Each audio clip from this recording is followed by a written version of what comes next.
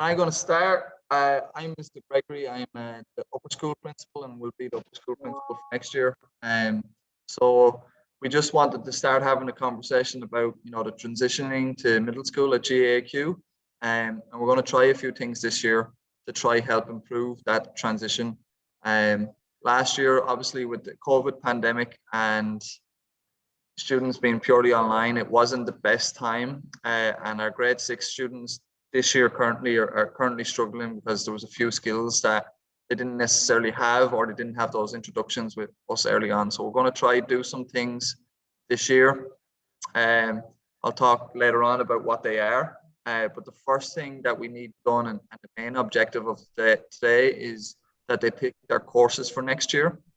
Anything we sort of talk about today, we're going to try save, and we're going to try get a message from the grade 5 team for everybody coming forward, so that you can just easily do it. But it's essentially, we're looking forward to having all of grade 5 come up and then coming into grade 6, and we want to make them be successful and to start the year off next year on the right foot. So everything that we do from here to then is in preparation to get them ready. The first thing I want to talk about, sorry, Mike, is the layout of upper school, which for some people it might be, you might have students in upper school already and you know what the layout is going to be. But students will have 8 different teachers and they will transition to 8 different classes essentially every day. They have a lunch break in the middle of the day, which is 45 minutes long. And then there's 2 semesters / terms with 4 quarters in the year. The semester grades are essentially the most important. So one comes out in January and the other is in June. So they are the really important times of the year's grades. We have some middle school teachers here present right now, and I want to just introduce them. And I've asked them to just introduce themselves and then say a funny fact about them, just for today's purposes. But hopefully you'll see them next year and get to know them a lot better. So Miss Tracy, can you tell us? Yeah, tell us your name. I say your name, I guess, but can you just say what you teach right now and a funny fact?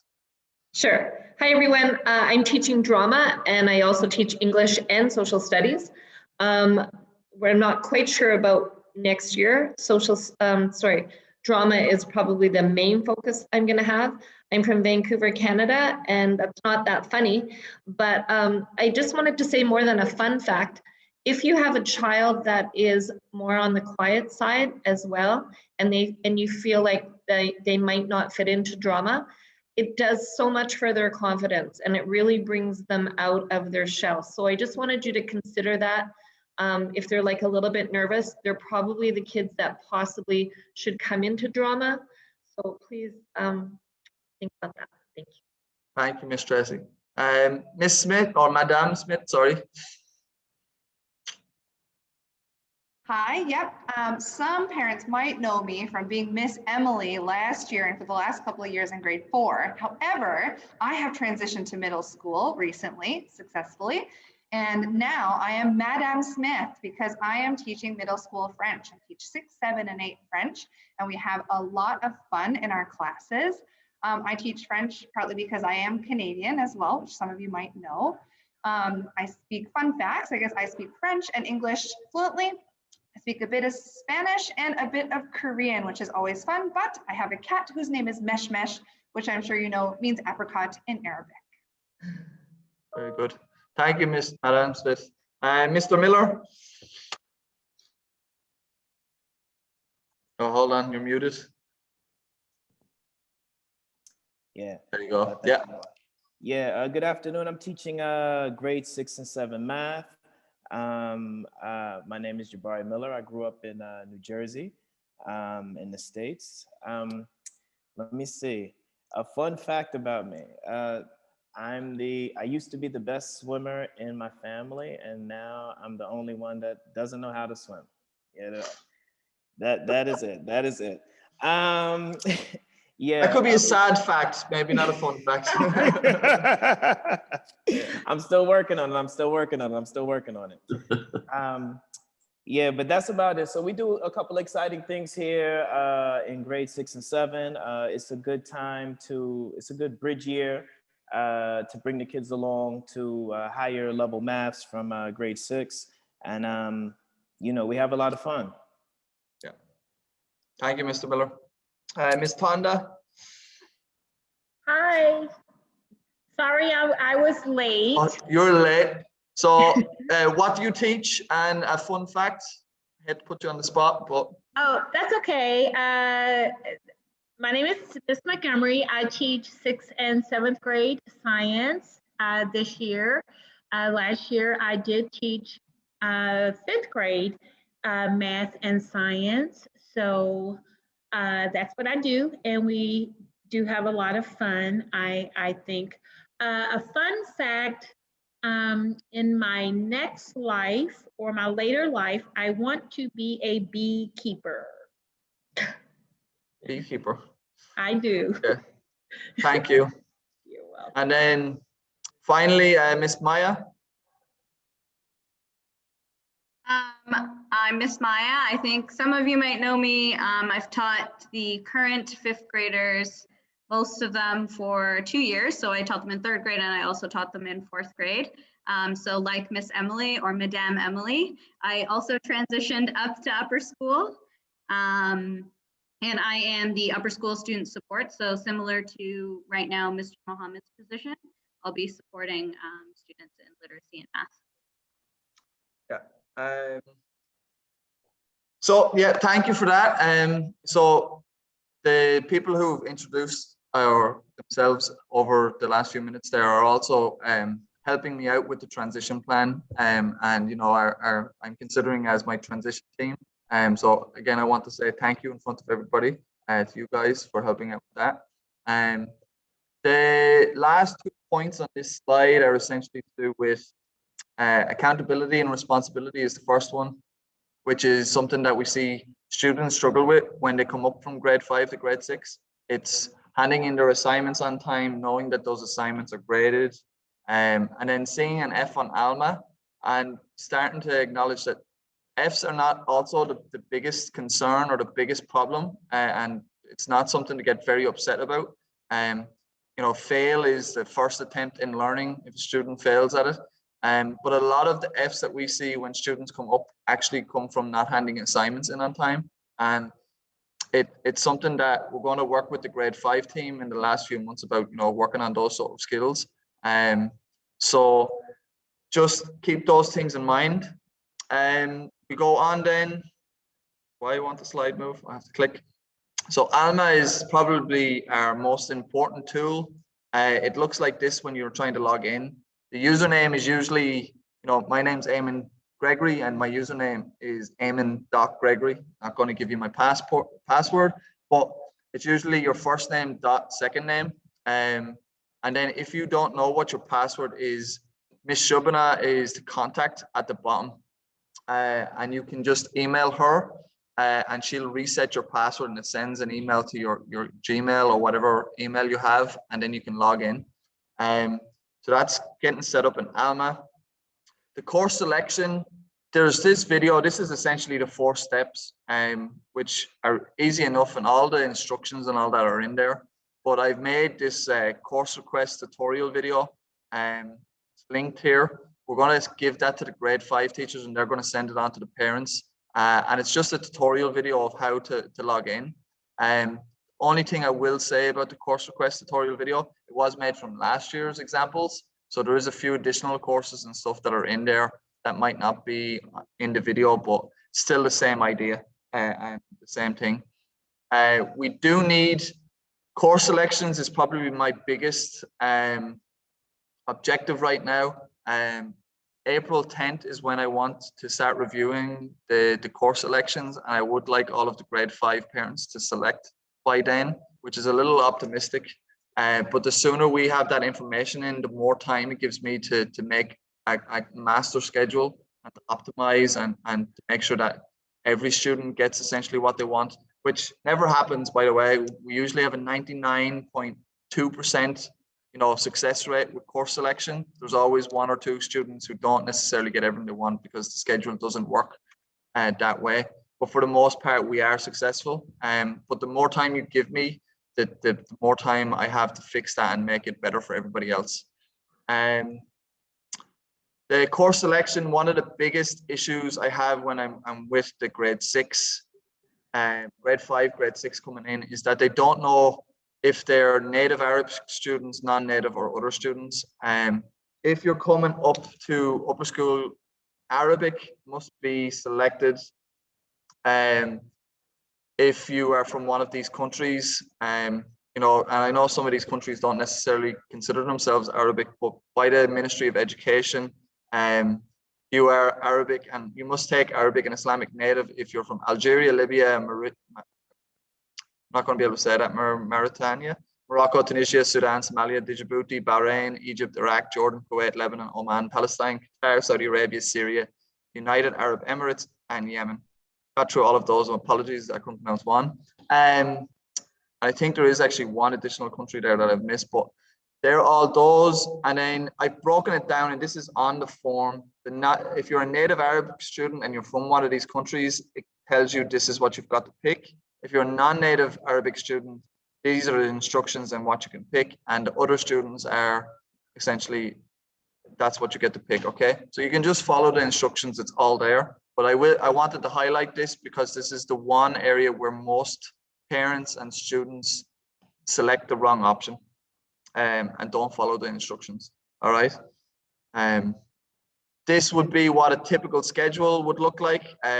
So for this one, I've actually created, I believe this is for a non-native student. So you can see the white subjects are essentially the subjects that every student must take. And then the three subjects that are in red are subjects that they selected. So this student selected Islamic non-native. If they picked Islamic non-native, that doesn't mean they have to pick Arabic. So this student here picked French. They could pick Arabic if they wanted, but they picked French instead, and they also picked art. Now this student, if they're Islamic non-native, they could change that art around to Arabic if they wanted and do French, Arabic, and Islamic non-native. The one thing I would suggest, however, though, is that you do select a fine art, which is art, music, applied music, drama, IT, etc. Because when you go to high school, you need to be able to you need 2 fine art credits. And if you have no practice in middle school in any of those subjects, it's going to impact you later on. So for the most part, we always want every student to at least have 1 language and then 1 fine art credit or subject. So keep that in mind. Qatar history is also taught during social studies once a week. So Qatar history is something that's done in every social studies class, and it's an hour they take out of their week to teach that. And students may not get their first choice of classes, so it's important that they pick a fallback choice. That's in the course selection form. So this student might not have art there, they might have picked drama as their backup, and if art is full, they'll be put into drama instead. But for the most part, we've been very successful giving students what they need or want. Devices for next year, just so you know, we are a BYOD school, which is bring your own device school. We highly recommend bringing a laptop. A lot of 6th graders have iPads, and as they progress up upper school, they do more writing and more essay work on their device, and we highly suggest that they get a laptop. But iPads do work if that's point of contention. We have a 0 cell phone policy, so mobile phones are not allowed, and aren't considered device. Students use G Suites, and what we mean by G Suites is like your Google Docs, Google Excel, Google Sheets, Google Sheets. What I'm using right now, which is Google Slides, and we use Google Drive. Anything every student as well is given a Gmail. So like all of those things are very unified in Google, and essentially having a laptop really does help. And is one of, again, those big transition things that 5th graders going into 6th grade sort of are challenged with early on. Hopefully this year, because of the pandemic, I think the 5th grade students are a bit more tech savvy than historically they've been. Uniform is another one. Students must wear full uniform. Don't want to belabor this point, but full uniform is the shirt, tie, pants, jacket, everything from the school shop. And usually what we do is we've been very lenient, and I think Mr. Mark acknowledges that as well, that we've been lenient on uniform. But in normal years, if students did not have the correct uniform, we do send them home, and they're not allowed to attend their classes. Uniform is an expectation, and it also represents to us that you want to be part of our team and you're on our team and you're proud to be a Raptor. So there's our reasoning for the uniforms. And then Miss Maya, do you want to talk about self-advocacy and grades? If you can. Sure. I think coming from lower school to upper school, the biggest jump or responsibility for students is the concept of self-advocacy and grade. So in lower school, you know, we use Class Dojo, and the parents are kind of in charge of messaging teachers for information. But when we come to upper school, we don't have Class Dojo. And so we really encourage students to kind of contact their teachers and resolve issues, or if they have questions, they should be doing that on their own via email. So in the previous slide, getting acquainted with Gmail is also a big one. So how to write an email, how to contact your teacher. Those are all really big skills that students need. And I believe they will be covering that in 5th grade as well. They could contact their teachers for things like grades, if they've missed an assignment or an assignment is late, if they need to retake a test, or they have questions and they want to set up some time to meet with their teachers outside of class to go over or get extra help. I believe every teacher gives a syllabus at the beginning of each course, and that's where they'll find out how their grades are going to be for the course, what they're going to be learning, and any other important information. Yeah. And then the overall plan for the rest of the year is, right now, course request forms are going to be the #1 priority. We want that done. We did this meeting today just to sort of do a brief overview of the things that we wanted to talk about. And then the grade 5 transition team are going to work together, and we're going to make a digital sort of file where it's like a playlist, so students can watch these videos or access these resources and start to play around with them. And then in June, we plan on having a sort of a 9-day period for grade 5, where they come and they actually go through a whole middle school sort of mock example of what a normal middle school day looks like. And we'll have some guest teachers like Mr. Lentz and myself doing some classes with them. And we'll do that in June so that they have they've experienced what a 9-day schedule looks like with 9 different teachers. And then in that, we'll talk about some of these skills, and we'll get them set up on Alma and have them have their Gmails, so that when they're ready to come back in August, that they're ready to go and start learning straight away. So that's it for today. Thank you for coming in. If there is any questions, you can share them now just in the chat briefly, and I can try to answer any of them. I will stop sharing right now so I can see the chat group. So we've got a few. If your son doesn't know what course to select and you're just completely confused, on the email that I give to the grade 5 team to send out, I'll attach my email, and then you can ask any questions directly to me, and then I can get back to you straight away. Okay.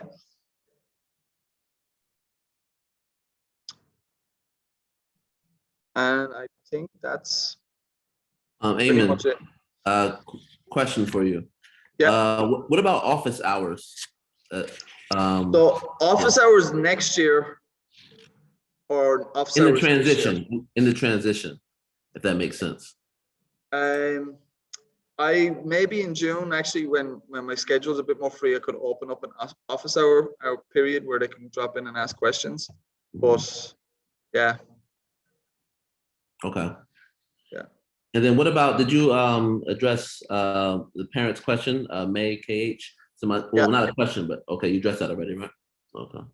I was looking at something on my phone, a question on my phone. It's fine. Yeah. Okay. Thank you, guys. Feel free to email me, Mr. Lance, or anybody here, and we'll get back to you.